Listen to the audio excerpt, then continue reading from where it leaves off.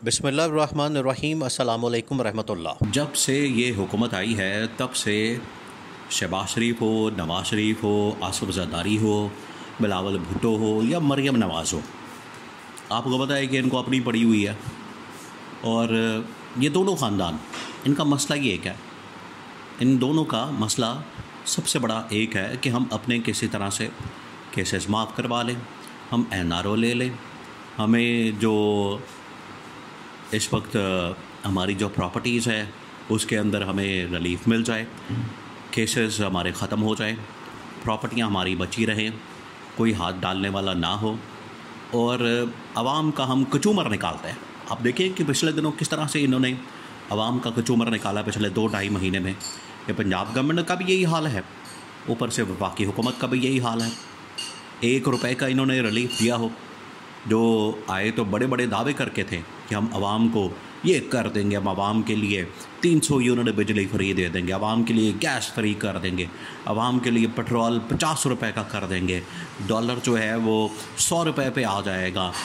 इतने बड़े बड़े इन लोगों ने दावे किए थे और पाकिस्तान के अंदर इन्वेस्टमेंट और सरमायाकारी 100 अरब डॉलर्स तक पहुँच जाएगी, ये दावे सारे किए थे। इस्टेब्लिशमेंट ने सोचा कि हो सकता है कि ये कोई कारकर्दगी दिखा सके, परफॉर्मेंस दिखा सके, चले इनको कोई मौका देते हैं। हालांकि इमरान खान तो 2/3 मेजॉरिटी से जीत चुका था, इमरान खान के पास तो 2/3 मेजॉरिटी आ चुकी थी। इसके बावजूद इनके लिए मैनेजमेंट करके तो इनको जितवा के हुकूमत के अंदर बिठा दिया गया। अब ये उल्टा गले पड़ चुके हैं।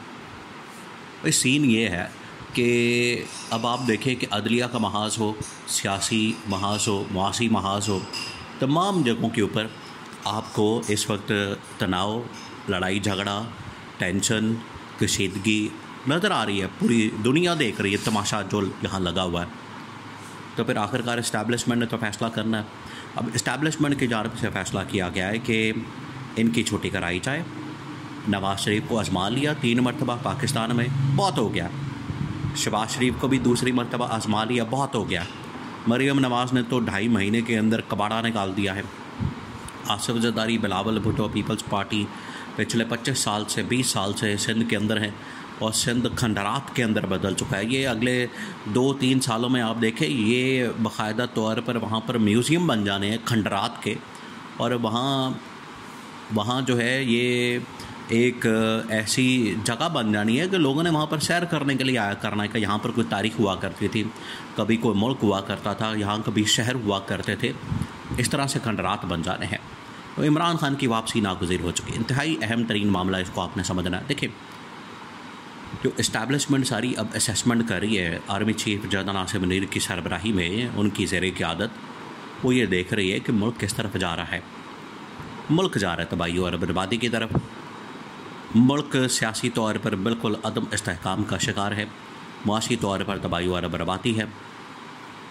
और अभी ये जो सारे दौरे दूरे करते हैं, शहबाज शरीफ को बड़ा शौक़ होता है बाहर के दौरे करने का। ये कभी सऊदी अरब चले गए, कभी यूएई चले गए, कभी किसी मुल्क चले गए, कभी किसी मुल्क चले गए। तो वहाँ से निकलता क्या फ़ायदा क्या होता है? इमरान खान ने पहले दिन कहा था कि जिस दिन इमरान खान ने प्राइम मिनिस्टर का ऑफ़िस संभाला था, ये फ़ॉरेन ऑफिस का बहुत बड़ा मसला होता है, सैर सपाटे करना, फ्री के खाते, सरकारी ख़र्चे पे, किसी मुल्क जा रहे हैं, किसी मुल्क जा रहे हैं। इन्होंने भी इमरान खान को ऐसे 2-3 दौरे दिए यूरोपियन ममालिक के और फ़लाने मुल्क का।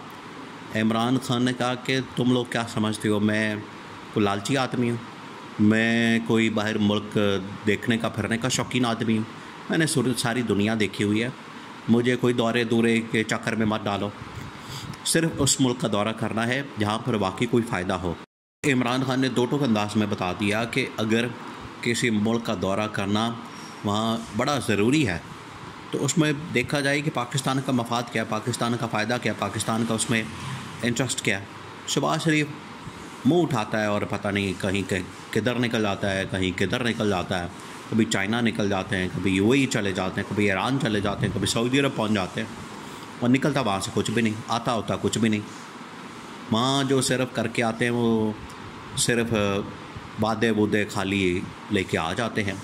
अब आर्मी चीफ ने देखा है कि ये जो शहबाज शरीफ आया है या पंजाब गवर्नमेंट है, ये कर क्या रहे हैं हमारे साथ। ये तो मुल्क की तबाही फेर दी है इन लोगों ने।